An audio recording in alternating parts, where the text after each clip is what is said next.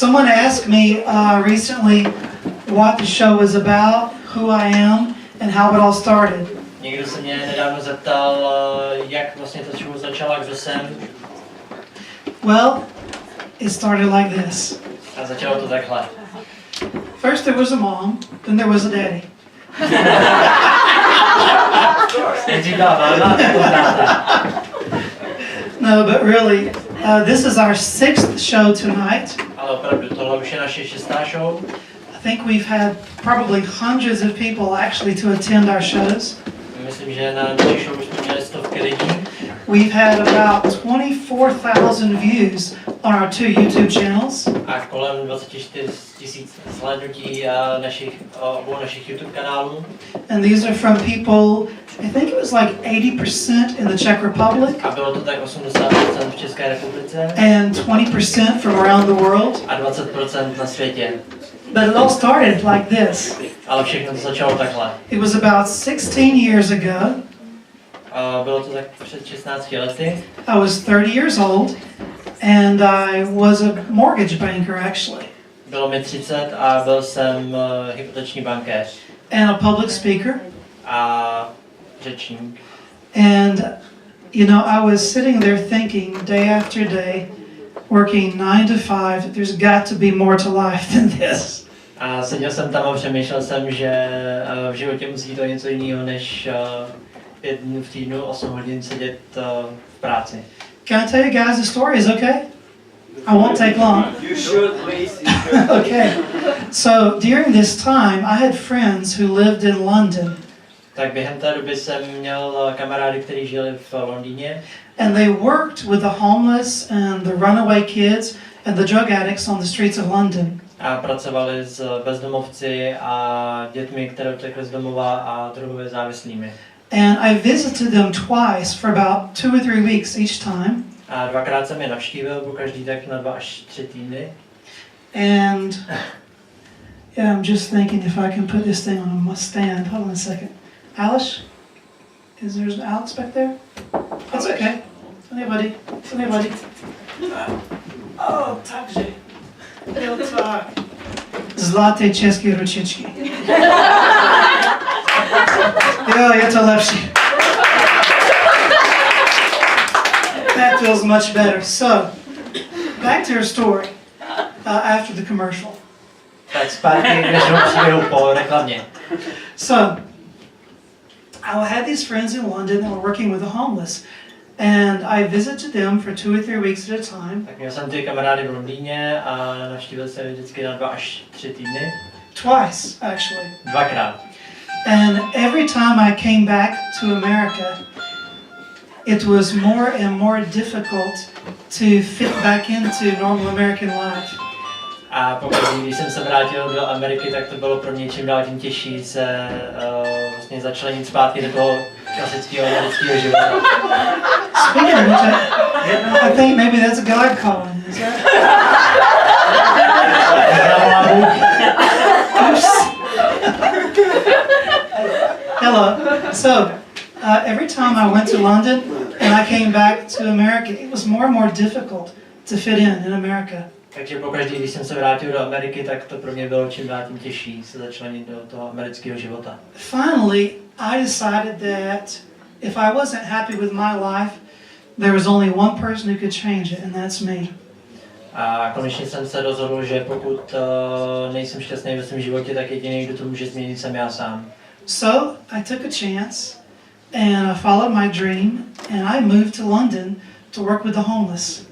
Tak jsem využil příležitosti a nasledoval jsem svůj sen, odstěhoval jsem se do Londýna, abych pracoval s bezdomovci. I quit my job at the bank, I quit being a public speaker, and the next thing you know, there I am on the streets of London.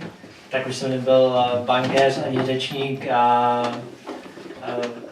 odsnul jsem se na ulicích Londýna s bezdomovci.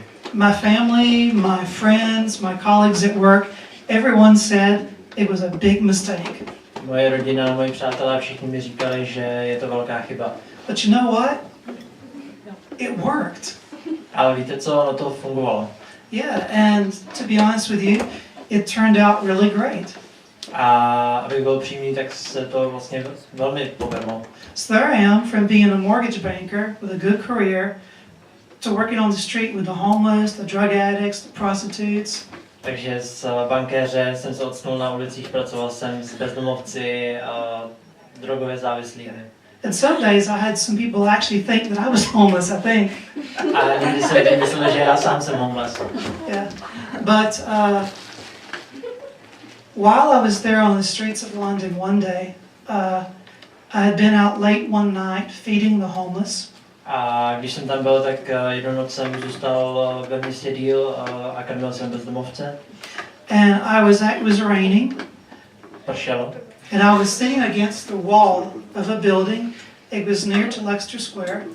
A seděl jsem opřený o budovu, která bylo to blízko Leicester Square.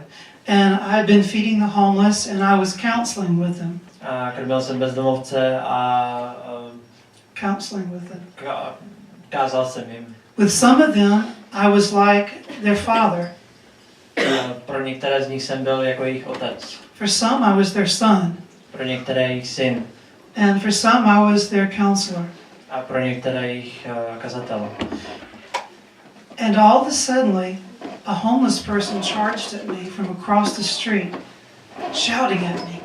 A najednou ke mně přistoupil nějaký bezdomovec a křičel na mě. And was going to attack me. A chtěl mě napadnout. Because I was sitting in his place in the wall out of the rain. Protože jsem seděl na jeho místě, kde on obvykle se dával, aby se ukryl před deštěm. He got about 2 meters from me.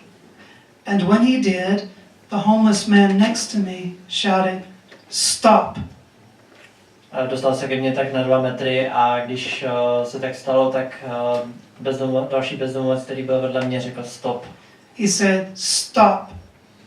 He's one of us. Řekl zastav, je jedním z nás. You don't want to do that." Nechceš to udělat. And then I realized, wow, that's the power of humanity.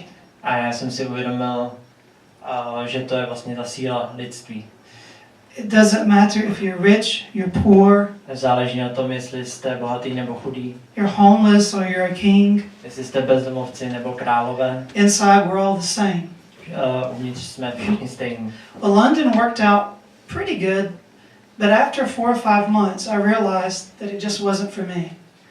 V Londýně to šlo docela dobře, ale tak po 4-5 měsících jsem si uvědomil, že to není úplně to pravé ořechové.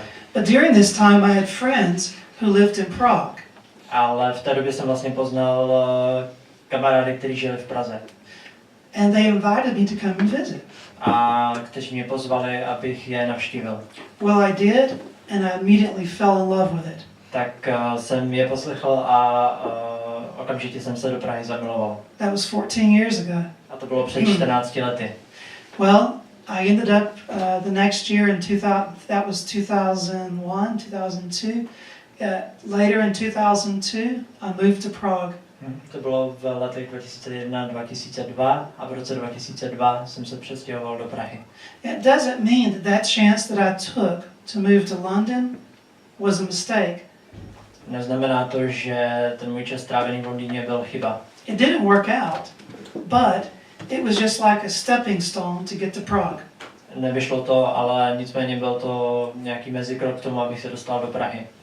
Well, in 2014,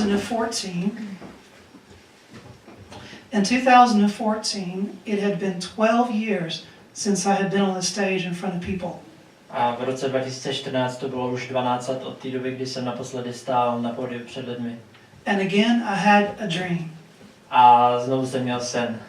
When you take a chance and you leave everything one time, it's easy to do it the second time. Když využiješ příležitosti a všechno opustíš jednou, tak je poměrně lehký to udělat i po druhý. So my dream was to create a show that mixed hot music, young people, and was focused on inspiring people to follow their dreams. Takže mým snem bylo vytvořit show, která měla skvělou hudbu, mladí lidi a měla se soustředit na to, jak inspirovat lidi, aby šli za svými sny. And again, people told me it will never work in the Czech Republic. A znovu mi lidi řekli, že to v Čechách nebude fungovat. It doesn't matter what your dream is, somebody is always going to tell you, to není možný. Jsou myslíte?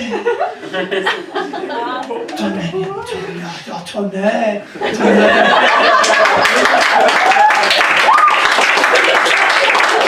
Pravdu, ano? Začátek byl, nezáleží na tom, jaký je váš sen, a zbytek jste rozuměli. No. So, I got off my butt and I went and rented a club. Tak jsem se zvedl ze zadku a vstal jsem, šel jsem do klubu a pronajal jsem si ho. I organized a team. Zorganizoval jsem tým And together we built the Don Hall Show and Soul Republic. a společně jsme vybudovali jednak Don Hall Show, jednak Soul Republic. And every 3 months we keep coming back. A každý 3 měsíce se vracíme zpátky. And I still have some people who say, Czech people don't like that. They like Jan Kraus. A pořád mám nějaký lidi, kteří říkají, Češi tohleto nemají rádi, mají rádi Jana Krause. And every month we have a house full of people. A každý měsíc, nebo po každý máme plný People sitting along the walls, on the floors. Lidi sedí u zdí, na zemi And we keep doing it. a opakujeme to pořád dokola. In life, as you know, life is not always easy. Jak víte, život není vždycky jednoduchý. And some days you have to really be careful not to step in this shit. A někdy musíte být dávat opravdu pozor, abyste nešlápli do hovna. No, probably not. But, having said that, you must always know that you are the only person that can live your life. Ale přesto si musíte uvědomit, že vy jste jediný člověk, který může žít váš It život. doesn't matter what anybody else thinks or says. Nezáleží na tom, co si kdo myslí nebo říká. It's only your life. Je to jenom váš život. Why don't you just take a chance? Proč to prostě neskusíte? The worst possible thing that could happen is you could fail. Nejhorší věc, která se může stát, je, že neuspějete. And what? A co se pak stane? Do you know that 97% of people never try? Víte, že 97% lidí to nikdy neskusilo, Because they're too afraid to fail. protože se příliš bojí neúspěchu. If you fail, get up and go again. Když neuspějete, tak staňte a udělejte to znova.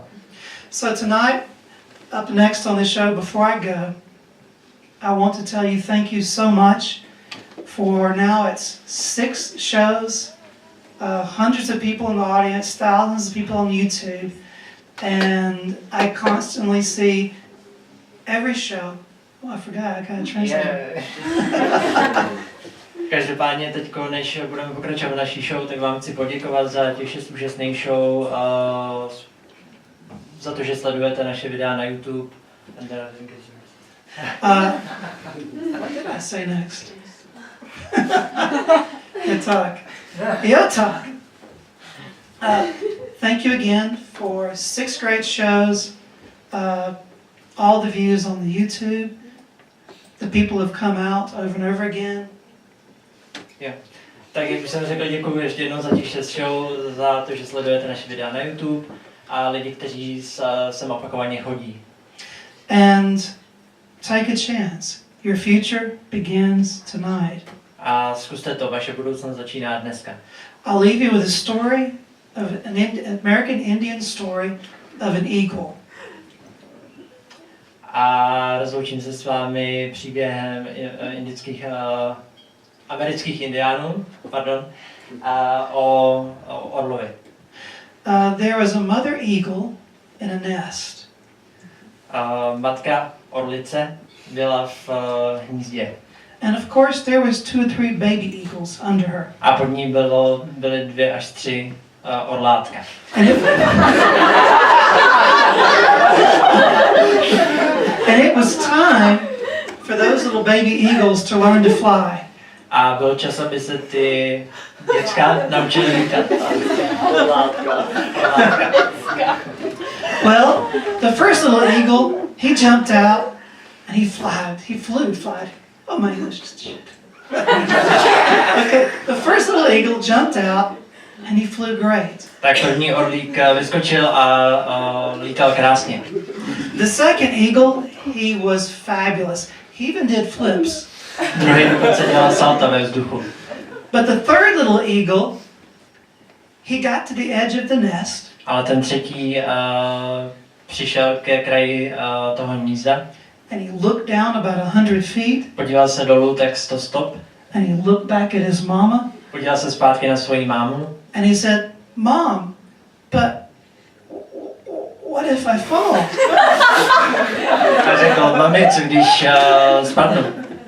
And his mom said, oh, but what if you fly? A jeho máma řekla, no, ale co když budeš letět? Take a chance, fly. A využijte svoji šanci a leďte. Thank you so much.